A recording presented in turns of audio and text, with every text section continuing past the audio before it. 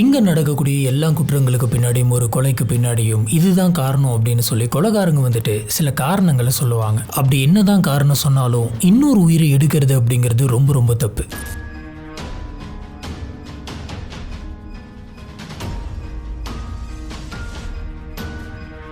சில சமயங்கள்ல சூழ்நிலையினால வேற வழி இல்லாம தன்னை தற்காத்துக்கணும் அப்படின்னு நினைக்கும் போது தவறுதலா ஒரு உயிர் வந்துட்டு போயிடும். இந்த மாதிரி நடக்கக்கூடிய விஷயங்களை கொஞ்சம் தள்ளி வச்சிடலாம். ஆனா சில பேர் வந்து பாத்தீங்கன்னா பக்காவா பிளான் பண்ணி ஒரு கொலையை பண்ணுவாங்க. ஏன் இந்த கொலையை பண்ணு அப்படின்னு சொல்லி கேட்டா அதுக்கு பின்னாடி ஒரு காரணம் சொல்லுவாங்க. அதுவும் அப்படி அவங்க சொல்ற அந்த காரணம் வந்துட்டு ஏத்துக்கிற மாதிரி இருக்குமா அப்படின்னு கேட்டீங்கன்னா அதுதான் கிடையாது. அந்த மாதிரி ஏத்துக்கவே முடியாத மாதிரியான ஒரு காரணம் தான் இன்னைக்கு நம்ம பார்க்க போற இந்த கேஸ்லயுமே இருக்கு.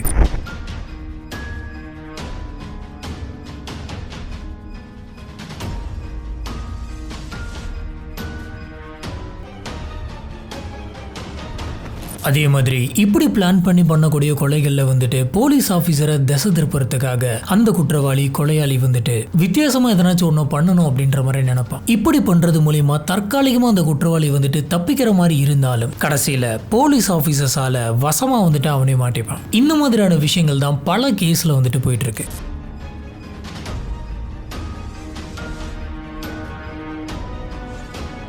நம்மளுடைய சேனலில் வந்துட்டு கிரைம் ஹாரர் மிஸ்ட்ரி அப்படின்னு சொல்லிட்டு நிறைய டாபிக்ஸில் வீடியோஸ் போட்டுட்ருக்கோம். நம்மளோட வீடியோஸ் எல்லாமே உங்களுக்கு பிடிச்சிருந்தது அப்படின்னு சொன்னால் மறக்காமல் லைக் பண்ணுங்கள். நம்மளோட சேனலுக்கு சப்போர்ட் பண்ணி சப்ஸ்கிரைப் பண்ணுங்கள். ஹலோ ஃப்ரெண்ட்ஸ், நான் உங்கள் Sami. Welcome to the spot.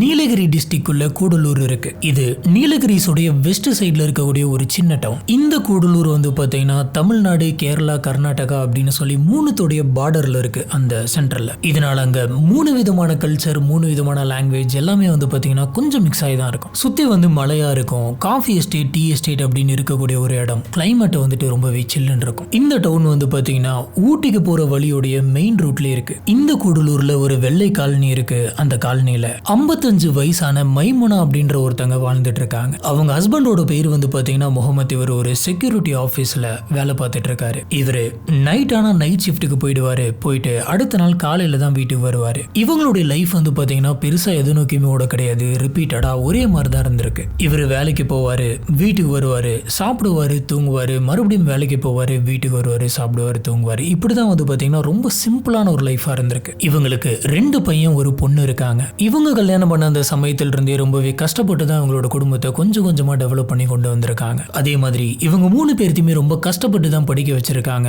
இவங்க 3 பேருக்குமே கல்யாணம் பண்ணி வைக்கிறாங்க. இப்படி கல்யாணம் பண்ணதுக்கு அப்புறமா அந்த வீட்டில் இருக்கக்கூடிய அந்த 3 பசங்களும் வெவ்வேறு இடத்துக்கு போயிட்டு அவங்களோட குடும்பம், அவங்களோட குழந்தைங்க அப்படின்னு சொல்லி எல்லாமே தனித்தனியா வாழ ஆரம்பிக்கிறாங்க. இப்போ மைமோனாவோட வீட்டில் யார் யார் இருக்காங்க அப்படின்னு பார்த்தீங்கன்னா மைமோனா, அவங்க ஹஸ்பண்டான முகமது, இவங்க 2 பேரும் மட்டும்தான் இருக்காங்க. மே 21, 2025 வழக்கம் போல முகமது வந்துட்டு நைட் ஷிஃப்ட் வேலைக்காக கிளம்பி போறாரு. இவரு அந்த நைட் ஷிஃப்ட் வேலைக்காக வீட்டை விட்டு சாயந்தரமே வந்து பாத்தீங்கன்னா போயிடுறாரு. இப்படி போனதுக்கு அப்புறம் இவர் வேலை செய்யக்கூடிய அந்த இடத்தை ரீச் பண்ணதுக்கு அப்புறம் வழக்கமா இவர் வந்துட்டு அவங்க ஒய்ஃபான மைமோனாவுக்கு கால் பண்ணி, நான் ரீச் ஆயிட்டேன், எனக்கு வேலை வந்துட்டு ஸ்டார்ட் ஆக போகுது, நீ சாப்பிட்டியா அப்படின்ற மாதிரி வழக்கமாவே டெய்லி வந்துட்டு ஒரு கால் பண்ணுவாரு. இந்த மாதிரி அன்னைக்கு முகமது வந்துட்டு மைமோனாவுக்கு கால் பண்ணியிருக்காரு.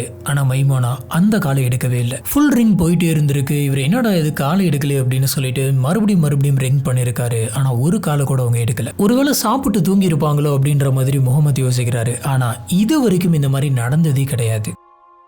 வழக்கமாகவே நான் ரீச் ஆகிட்டேன், நீ சாப்பிட்டியா அப்படின்ற அந்த கால் வந்துட்டு ஃபார்முலா அவங்க டெய்லியுமே வந்து பண்ணிடுவாங்களாம். இந்த விஷயம் வந்து பார்த்தீங்கன்னா அவரோட மைண்டில் ஓடிக்கிட்டே இருக்கு. அவரால் ஒழுங்காக வேலையை வந்துட்டு கான்சென்ட்ரேட்டே பண்ண முடியல. என்ன நடந்துச்சுன்னு தெரியல, இத்தனை வாட்டி ரிங் பண்ணுறேன், தூங்கி இருந்தாலும் அந்த சத்தம் கேட்டு எந்திரிச்சு அட்டன் பண்ணியிருக்கணுமே அப்படின்ற மாதிரி பல விஷயங்கள் இவரோட மைண்டில் ஓடிக்கிட்டே இருக்கு. இதனால இவர் எப்படா வேலை முடியும் அப்படின்ற மாதிரி பார்த்துட்டு இருந்து வேலை முடிஞ்ச உடனே வேகமாக அவரோட வீட்டை நோக்கி போறாரு. இவர் காலையில் தான் அவரோட வீட்டை வந்து ரீச் பண்ணுறாரு. வீட்டுக்கிட்ட இவர் போகும்போது இவர் ஷாக்கிங்கான ஒரு விஷயத்தை பார்க்குறாரு.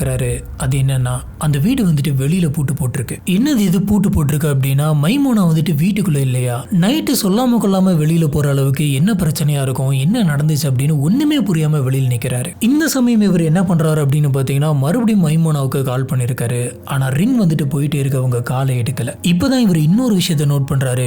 மைமோனாவுடைய போன் வந்துட்டு வீட்டுக்குள்ள ரிங் ஆயிட்டு இருக்கு. என்னது இது வீட்டுக்குள்ள செல்போன் இருக்கு, வெளியில பூட்டு போட்டிருக்கு, ஒண்ணுமே புரியல அப்படின்னும் போது வெளியில மைமோனாவுடைய மைமோனாவுடைய செருப்பையுமே பாக்குறாரு. செருப்பே வெளியில தான் இருக்கு, செருப்பு கூட போடாம எங்க போயிருப்பா அப்படின்ற மாதிரி இவர் யோசிக்கிறாரு. ஒருவேளை மைமோனா வந்துட்டு வீட்டுக்குள்ளதான் இருப்பாங்களோ அப்படின்ட்டு இவர் அந்த வீட்டை சுத்தி பின் சைடு வழியா போறாரு. இவங்க வீட்டுக்கு பின் சைட்லயுமே வந்துட்டு ஒரு டோர் இருக்கு. இவரு அந்த டோர் கிட்ட போனப்ப அந்த டோர் வந்துட்டு ஓபன்ல தான் இருந்திருக்கு. இதனால இவரு அந்த டோரை ஓபன் பண்ணிட்டு உள்ளார போயிருக்காரு. உள்ளார போகும்போதே மைமோனா அப்படின்னு சொல்லி கூப்பிட்டுக்கிட்டே தான் போயிருக்காரு. நீ எங்க இருக்க, உள்ள இருக்க அப்படின்னு கேக்குறாரு. ஆனா இவருக்கு உள்ளார இருந்து எந்த ஒரு ரிப்ளையும் வரல. கரெக்டா இவரு கிச்சன் கிட்ட போகும்போது தான் மைமோனா கீழே விழுந்து கிடக்கிறத பாக்குறாங்க. பார்த்து அதிர்ச்சியில வேக வேகமா அவங்க கிட்ட போறாரு. அப்பதான் மைமோனா வந்துட்டு பேச்சு மூச்சு இல்லாம ரத்த வெள்ளத்துல இறந்து கிடக்கிறது அவருக்கு தெரியுது. இந்த அதிர்ச்சியில அவரு பயங்கரமா கத்துறாரு. என்ன பண்றது அப்படின்னு தெரியாம உடனடியே இந்த விஷயத்த போலீஸ்க்கு சொல்றாரு. இப்ப வீட்டுக்குள்ள அன்னைக்கு நைட்டு தனியா இருந்த மைமோனாவுக்கு என்னாச்சு, இவங்களை யார் கொலை பண்ணிருப்பா, அதுவும் இவ்வளவு கொடூரமா?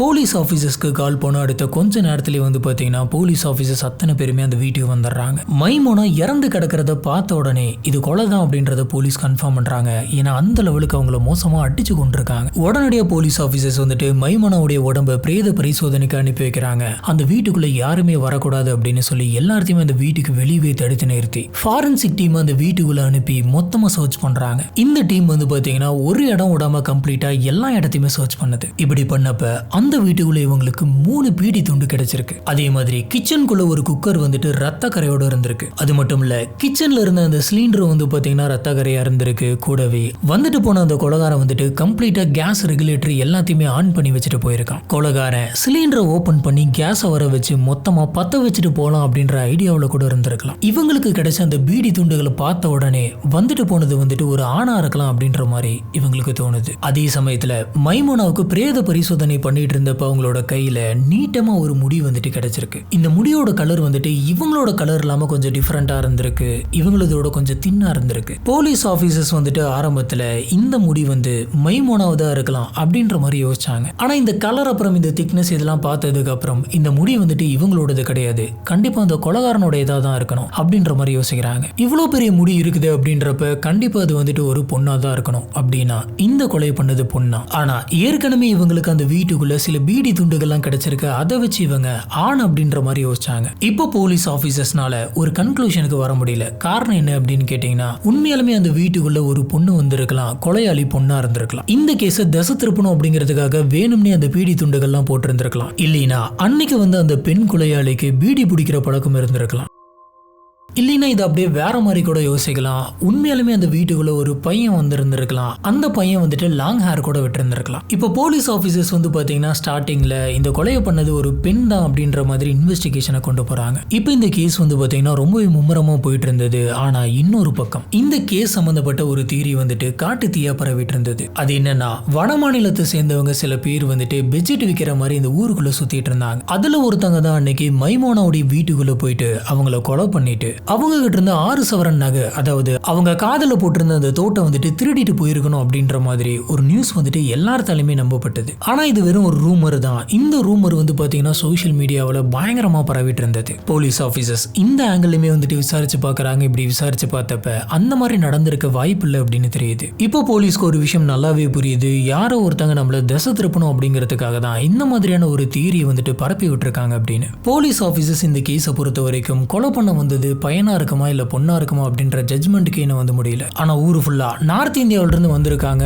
பண நகைக்காக தான் இந்த மைமோனாவை கொலை பண்ணிட்டாங்க. நாளைக்கு இவங்க நம்ம வீட்டு கூட வந்து திருடிட்டு போலாம் அப்படின்ற மாதிரி ஒரு பயம் வந்துட்டு பரவ ஆரம்பிக்குது. இப்பதான் போலீஸ் ஆபீசர்ஸ்க்கு ஒரு ஐடியா வருது. இந்த ஐடியானால இந்த கேஸே வந்துட்டு கம்ப்ளீட்டா மாறுது. அது என்னன்னா சோசியல் மீடியாவில் முக்கியமா வாட்ஸ்அப்ல முத இந்த மாதிரியான ஒரு நியூஸை பரப்புனது யார் அப்படின்றத கண்டுபிடிக்க முயற்சி பண்ணாங்க. இந்த நியூஸ் வந்துட்டு ஒருத்தங்கல இருந்து இன்னொருத்தங்க, இன்னொருத்தங்கல இருந்து இன்னொருத்தங்க அப்படின்னு சொல்லி மாத்தி ஃபார்வர்ட் ஆகி தான் வந்திருக்கு. இப்ப முறையா இந்த மாதிரியான ஒரு நியூஸை வந்துட்டு ஃபர்ஸ்ட் ஒருத்தங்க கிரியேட் பண்ணிருப்பாங்க. அப்படி கிரியேட் பண்ண அந்த நபர் யார் அப்படின்றத போலீஸ் ஆபீசர்ஸ் ட்ராக் பண்ணும் அப்படின்னு நினைச்சாங்க. இதனால இந்த கேஸை போலீஸ் ஆபீசர் சைபர் கிரைம்கிட்ட கொடுத்து அந்த நபர் யார் அப்படின்றத கண்டுபிடிங்க அப்படின்னு சொன்னாங்க. சைபர் கிரைம் இந்த மெசேஜஸ் எல்லாத்தையுமே சீரியஸா எடுத்துக்கிட்டு கம்ப்ளீட்டா பேக்வேர்ட்ஸ்ல போயிட்டு டிராவல் பண்ணி முத அந்த மெசேஜை கிரியேட் பண்ணது யார் அப்படிங்கறத கண்டுபிடிக்கிறாங்க. இது ஒரு பொண்ணு. போலீஸ் வந்து ஸ்டார்டிங்ல வேணும்னு யாரோ ஒருத்தங்க இதை பண்ணிருக்காங்க, அவங்களே கற்பனை என் பொருளையை கிளப்பி விடணும் அப்படிங்கிறதுக்காக இப்படி பண்ணியிருந்திருக்கலாம் அப்படின்ற கண்ணோட்டத்தில் தான் இது வந்துட்டு தேடினாங்க. ஆனா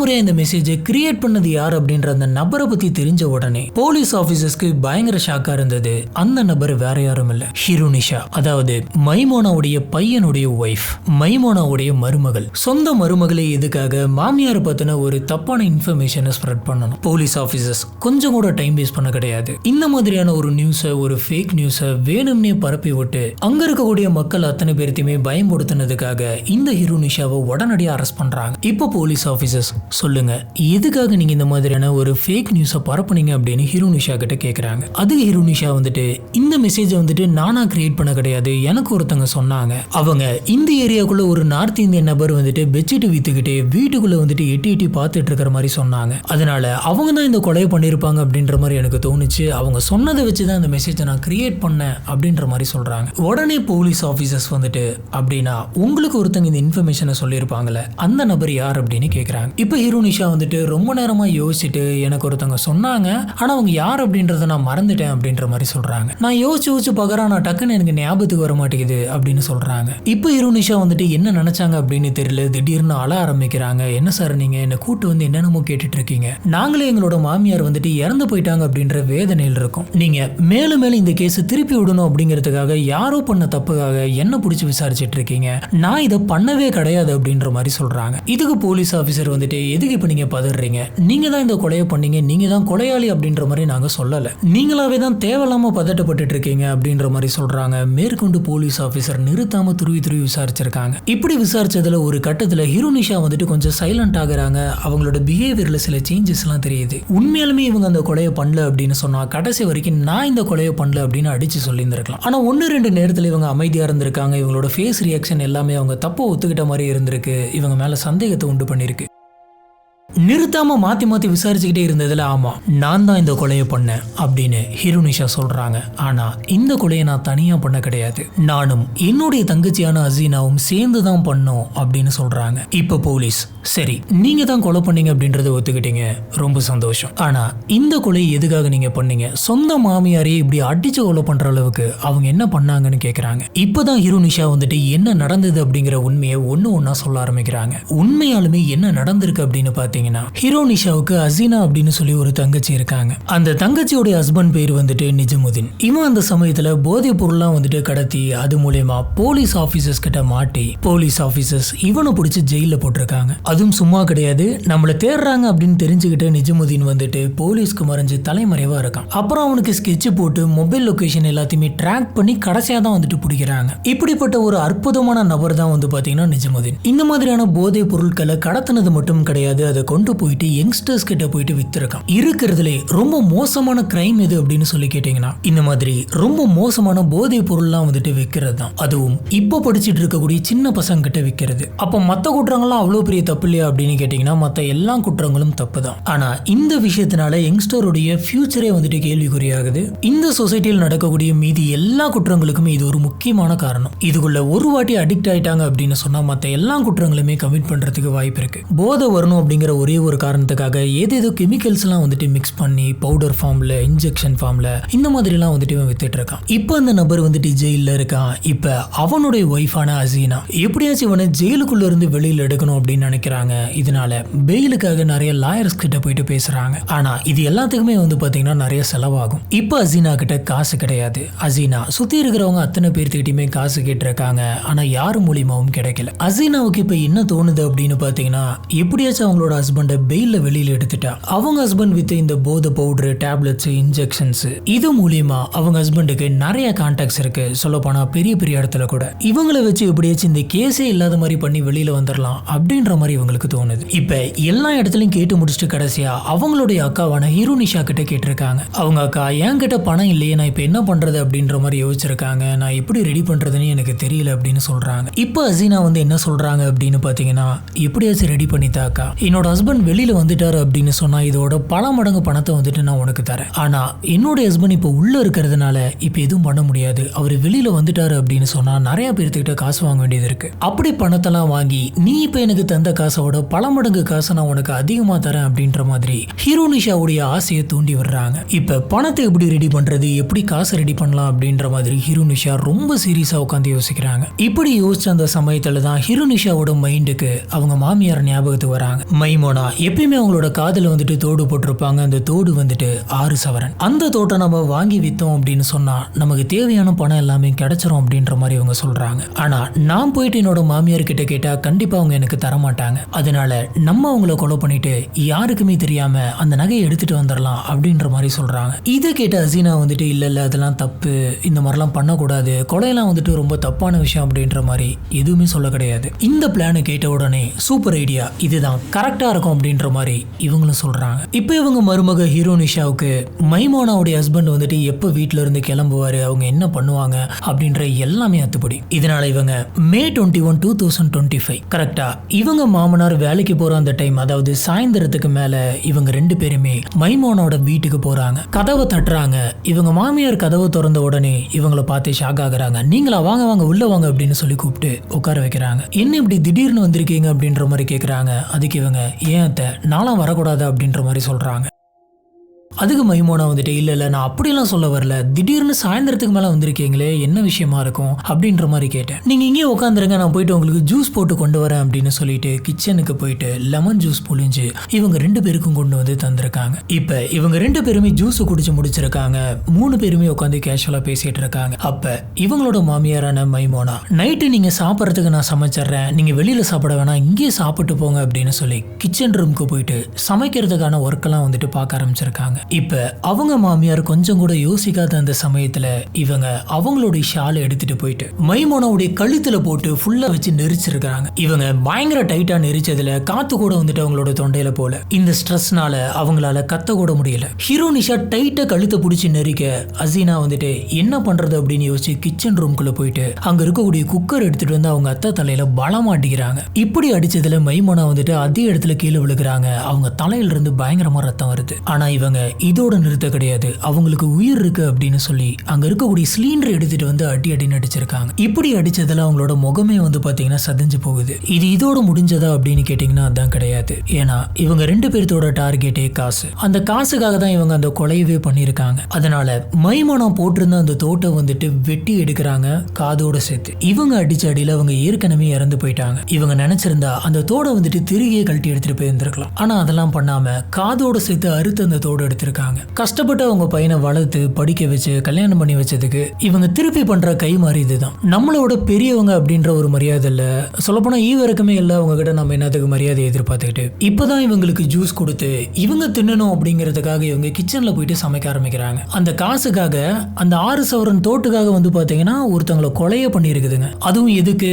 அந்த தியாகியை வந்துட்டு பெயில் எடுக்கிறதுக்கு. என்ன ஜென்மங்கன்னே தெரியல. நிறைய பேருக்கு வந்து பாத்தீங்கன்னா இந்த வயசானவங்க அப்படின்னாலே கொஞ்சம் இலக்காரமா தெரியுது. ஏன்னா அவங்களோட ஸ்டேட்மெண்ட்லாம் வந்துட்டு அப்படிதான் இருக்கு. உங்களுக்கும் வயசாகும், எல்லாருக்குமே வயசாகும், எல்லாருமே ஒரு நாள் சாக தான் போறோம். இந்த விஷயம் வந்துட்டு மனசுல இருந்தது அப்படின்னு சொன்னா கொஞ்சமாச்சும் மரியாதை வரும். இப்ப இவங்க 2 பேருமே நினைச்ச மாதிரி இந்த கொலையை பண்ணியாச்சு, நகையவும் அறுத்தெடுத்தாச்சு. இப்ப இந்த கொலையில இருந்து நம்ம மாட்டிக்காம தப்பிக்கணும் அப்படிங்கிறதுக்காக இவங்க சில செட்டப்லாம் வந்துட்டு பண்ணிருக்காங்க. வெளியில கீழே கிடந்த 2-3 பீடி துண்டு எடுத்துட்டு வந்து இந்த வீட்டோட கிச்சனுக்குள்ள வேணும்னே போட்டிருக்காங்க. இது மூலியமா அன்னைக்கு வீட்டுக்கு வந்தது ஒரு ஆண் தான் அப்படின்னு சொல்லி தசை திருப்ப பார்த்திருக்காங்க. இவங்களுக்கு அங்க என்ன தோணி இருக்கு அப்படின்னு பாத்தீங்கன்னா நம்ம சின்ன சின்ன தடயத்தெல்லாம் வந்துட்டு நம்மளுக்கே தெரியாம விட்டு வச்சிருப்போம். அதனால மொத்த கேஸ் சிலிண்டரையுமே வந்துட்டு நம்ம ஆன் பண்ணி விட்டு போலாம். இந்த கேஸ் சிலிண்டர் வெடிச்சு மொத்த வீடும் வந்துட்டு எரிஞ்சு போகட்டும், அது மூலியமா எல்லா எவிடன்ஸுமே போயிடும் அப்படின்னு நினைச்சிருக்காங்க. இதனாலதான் வந்து பாத்தீங்கன்னா கிரைம் சீன்ல அந்த கேஸ் சிலிண்டர் வந்துட்டு ஆன்ல இருந்திருக்கு. ஆனா இவங்க ஆன் பண்ணி வச்சாங்களே தவிர பத்த வைக்கல. அதுக்கு பின்னாடியுமே ஒரு கிரிமினல் ஐடியா இருக்கு. அது என்னன்னா வேலைக்கு போன மாமனார் வந்துட்டு மறுநாள் காலையில வருவாரு. இந்த கிச்சன் வந்துட்டு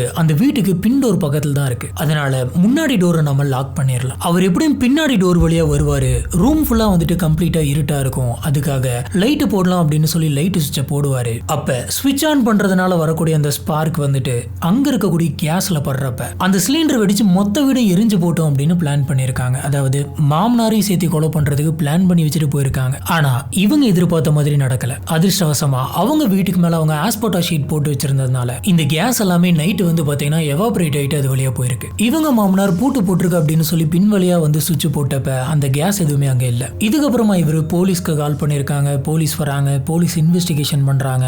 இதனால இவங்களுக்கு ஒரு பயம் வருது. இந்த பயத்துல தான் நார்த் இந்தியாவில இருந்து ஒருத்தங்க வந்தாங்க, பெட்ஷீட் வித்தாங்க, அவங்க நகை வித்துட்டு போயிட்டாங்க அப்படின்ற இந்த கட்டுக்கதையை வாட்ஸ்அப்ல வேணும்னே வந்துட்டு ஸ்ப்ரெட் பண்ணி விட்டுருக்காங்க. ஆனா நம்ம மாட்டிக்க கூடாது அப்படின்னு சொல்லி இவங்க பண்ண ஒரு விஷயத்தினாலதான் இவங்க மாட்டியே இருக்காங்க. 55 வயசான மைமோனாவை கொலை பண்ணதுக்காக 38 வயசான ஹீரோனிஷா, 29 வயசான அசீனா, இவங்க 2 பேருக்குமே போலீஸ் ஆபீசர்ஸ் ஐபிசி செக்ஷன் 302 போட்டிருக்காங்க. அதாவது கொலை வழக்கு. இப்போ அவங்க பிளான் பண்ண மாதிரி ஜெயிலுக்கு வந்துட்டாங்க. இந்த கேஸ் வந்து பாத்தீங்கன்னா இப்பயுமே கோர்ட்ல போயிட்டு தான் இருக்கு. இதில் நீங்க ஒரு ஹைலைட்டான விஷயத்தை நோட் பண்ணணும். ஜெயிலுக்குள்ள இருக்கக்கூடிய தன்னோட ஹஸ்பண்டை வெளியில எடுக்கணும் அப்படிங்கிறதுக்காக இப்போ இவங்க 2 பேருமே சக்சஸ்ஃபுல்லா ஜெயில இருக்காங்க. சம்பந்தமே இல்லாத ஒரு சப்ப காரணத்துக்காக ஒரு கொலையை பண்ணியிருக்காங்க.